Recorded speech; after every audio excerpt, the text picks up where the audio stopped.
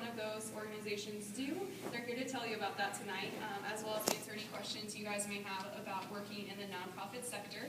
So we'll go ahead and get started. First of all, I want to thank the panelists for giving up their time tonight.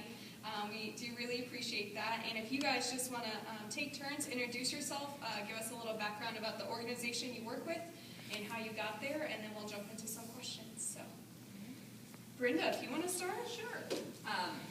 I'm Brenda Carlin, and I work with the American Cancer Society. So if you've heard about Relife for Life, yeah, it's coming up April 11th. It's not too late to form a team, get on a team, but if nothing else, just come to the event. I've been with the society for I'm working on my 14th year now, so it doesn't feel like it. You know how sometimes you get in a class maybe or a job and it feels like dog years? It's not like that. It's not 1 year for 7. It's just gone fast. All right, my name's Amanda Clark. I am with the Scotland Clark Project. You probably have not heard of this at all unless you read the local paper or something like that. We are a brand new nonprofit that started, it'll be 3 months, I think, on Thursday. The Scotland Clark Project came about after we lost our first daughter, our oldest child, 5 months ago today. And we were showered with so much love and support and donations to her memorial fund that it really made things a little bit easier, if you can imagine that. We are very fortunate that, we were able, because of the donations that were made to her memorial fund, we, were able to pay off all of her medical bills that she had from, throughout life because she had a heart issue. And, what really made it sink in is when we could pick out the headstone that we wanted. And that was really kind of a light bulb moment for me that, I think a lot of families probably have to be really careful about which one they pick because they're so very expensive. And we were very fortunate that we had the funds donated to us, that we were able to get exactly what we wanted. And it sounds really awful to even think about, but that was a really nice moment for us that we knew we could get exactly what we wanted. We didn't have to pick something that we just thought we could afford. So we founded the Scotland Clark Project back in November, and we support families in our community who are dealing with childhood illness and related issues. So specifically loss, illnesses, accidents, things like that are not just a trip to the ER, not just a flu or a bug or something like that, but more things like lifelong illnesses, chronic illnesses that are going to cost the family a lot of money. So we send them donations whenever we hear about them. So let's just jump in and talk about how you both first got involved working with a nonprofit organization or a company. Brenda, for you, obviously you've worked with your nonprofit for a little bit longer, but Amanda, you can offer us some insight on how you went about creating the nonprofit as well. I had worked for about 10 years in human resources for an upscale retail company who decided they were going to not be in my area any longer. So I took my first summer off since I was 14, and then I had to have a job. So I just started looking in the newspapers and found a position like an administrative assistant position. So I, sent the resume in, and she called me in for an interview, but that wasn't the position she wanted me to do. She wanted me to do Relife for Life and work with volunteers in 6 counties in northeast Missouri. So that's kind of, and I'm like, oh, cancer. I don't know if I want to do that every day, but it's been a ball. And took the job, and for me, traveling was, I was almost at a handicap because, and I know, I can tell you right now where north, south, east, or west is. Now, I can find my way, but I'm really directionally impaired, so I just thought, oh, I'm going to get lost, and I'll just never end up home. But that's how I got started with the society. I stay with the society because I can really make a difference. I can make a difference in people's lives where cancer's concerned. I'm not going to solve it in a classroom or in a lab. That's way above my pay grade. but I can work with volunteers and empower them to also fight back so we can find a cure. And you know, when you talk about cure with cancer, sometimes you think it's never going to happen. It's hundreds and hundreds of diseases. But if we can get it down to a level where we can manage it like a chronic disease, then we can do that. We can do it. We can give people a good quality of life. So, like I said, you know, ours started out, it actually, the idea, well, not this specific idea, but our daughter was born in 2006 with Down syndrome, and we knew at the time, well, we knew about 2 weeks later that she had a substantial heart defect, and she would undergo open heart surgery and things like that. But when I was home with her on my maternity leave, I saw a commercial for the first ever Special Olympics polar bear plunge. It was going to be taking place in Kirksville just the following month. Back in 2006, and before I saw the end of the commercial, I was watching and I was like, oh, that would be so fun to do, just to say you did it, just to say you jumped in like the frozen lake in February. And at the very end, it said it was for Special Olympics, and it just kind of clicked like, oh my gosh, we have to do it. So we registered for it. There was a group of 5 of us, myself, my husband, one of our really good friends, my dad, and my father-in-law. And we named ourselves Team Scotland. And so we've always had Team Scotland going. We've always participated in the polar plunge. That's the main thing that we've always ever done, has been the plunge and raising funds for Special Olympics, because Scotland wouldn't have been old enough to participate in Special Olympics until she turned 8.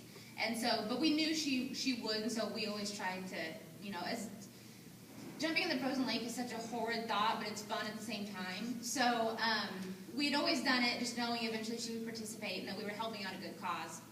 And so we had, you know, we had the Facebook page of Team Scotland, you know, and we always rallied the troops and like, make sure you register and raise your money and get ready to do the plunge this year. But I always kind of had in the back of my mind, like, you know, maybe we could turn it into something else. Like maybe Team Scotland can become like an organization. And I guess being a business major in college, I felt like I learned very little. I didn't go here, but I felt like I learned very little, but I kind of have an entrepreneurial spirit, I guess. It's more of just like, you know, wandering through it and figuring out what I can figure out, though. I'm not real skilled at it. So I always had this idea of like, what can we make Team Scotland? And so it never grew at the time past just doing the plunge each year. But once we lost Scotland, we had, you know, we paid the bills, we got her headstone, and we had this money sitting in a memorial account still, and we knew we wanted to do something with it, but we weren't quite sure. And one of my colleagues that works in the same office that I do, before we had lost Scotland in September, at the beginning of September, his wife had a baby really early. They didn't know if the baby was going to make it. The baby was at St. Louis Children's, where Scotland had doctored a lot of the time. He had a heart defect. He had some of the same surgeons that our daughter had had. And I told my husband, I'm like, you know what, I just want to send them a donation. Like, we have this money, we don't really know what we want to do with it, but, like, let's send it to them, because they know, like, they understand, like, we understand what they're going through, and, like, they're doing a lot of the same things that we had to deal with. You know, living in a hospital and driving down and paying for meals and lodging if you don't stay there at the hospital and all these things. And so we sent them a donation. My husband was like, yeah, let's do it, you know. So we sent them a donation, and then it just kind of clicked, like, hey, that's what we can do. Like, that can be our thing. We can just raise money and donate it to people, you know, specifically with children who need it.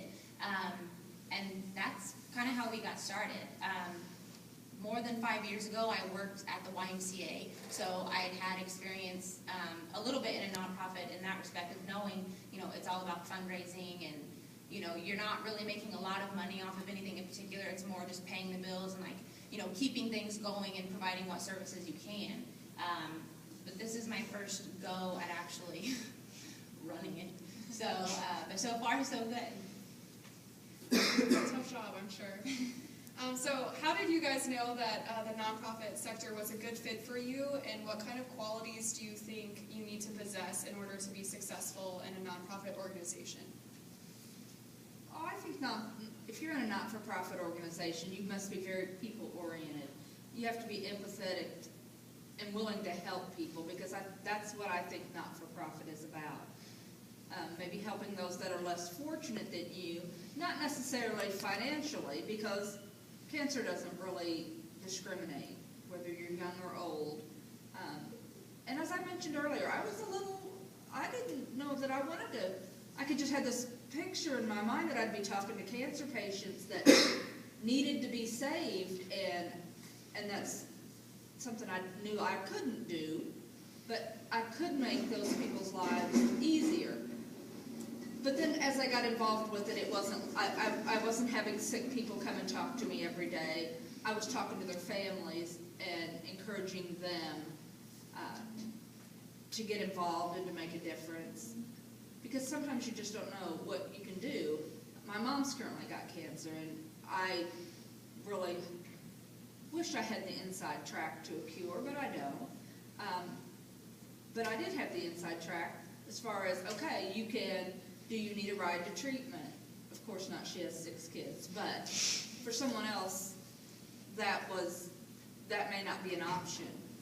As we sat with her during treatment many times at the cancer center, so, I'd be like, okay, there's nobody with that person. I'm gonna go over and talk to them and see if they need anything. Cancer centers aren't always real friendly about that, but it didn't take long until I realized, yeah, this is where I need to be. When a year flies by so quickly, and you know there's just so much work to do, then you kind of know it's a good fit. When you can go into a job that you love every day, and you're making a difference. I think I'm trying to think of like a nonprofit that isn't people oriented. So I agree definitely with what she said, because whatever field your nonprofit is in, it's either it's providing a service or something to someone who needs it. It's not it's not sales. It's not I have no example. Sorry, but it's just about the people and the families and what you can do to help them. And so ours, I knew it was a good fit because ours is very personal to us. And so, deciding to work with any other nonprofit, that's, decisions that you have to make if you agree with that mission and, the work they do and all of those types of things. But with ours, it was so personal that it just clicked for us. So I think some of the qualities, though, besides just being people-oriented in the daily activities, is being organized with everything. With ours, because we're still in the startup phases and, trying to get our name out there. So it's all about marketing and organization and making sure that you're on top of things. And, it's not my full-time job. It's what I do when I get home. And so, I sat down last night because I had a busy weekend before last, and then I was gone last week, and then I had a one-day weekend this weekend, and I just sat and did nothing. And so last night I was like, oh my gosh, I got to play some catch-up and get some stuff done. And so, I think just being up on your organizational skills, having a plan, and always, being people-centered. Perfect, thank you. So you may have mentioned this before, but did you have any sort of previous experiences, either volunteer or maybe summer jobs or just any other work that prepared you for work in the nonprofit? I hadn't. I didn't have a story when I started working with the American Cancer Society. I knew people who had cancer, and I would say, raise your hand if you know somebody who's had cancer. I mean, that's everybody. It's like you have high blood pressure or diabetes anymore. So I didn't really have a lot of experience. I worked in human resources and worked with, which in a way was helping people, helping the company, helping the people kind of down the middle of the road. But we still rallied around if someone had an issue and they needed a benefit or things like that. So we did things like that as well.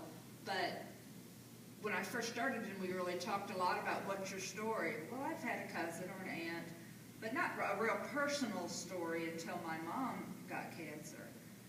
And then you really see things from a whole different perspective. The little bit of experience I had was just through the YMCA, and I think the biggest thing from that I took away was they have a Strong Kids campaign each year, and it's purely to raise money so that the YMCA can always afford to offer programs and things to families who can't afford it, and it's a sliding scale fee type system, but no child is ever turned away because of their inability to pay. And so they always have like a month-long donation drive, and it may have changed a little bit, but so that campaign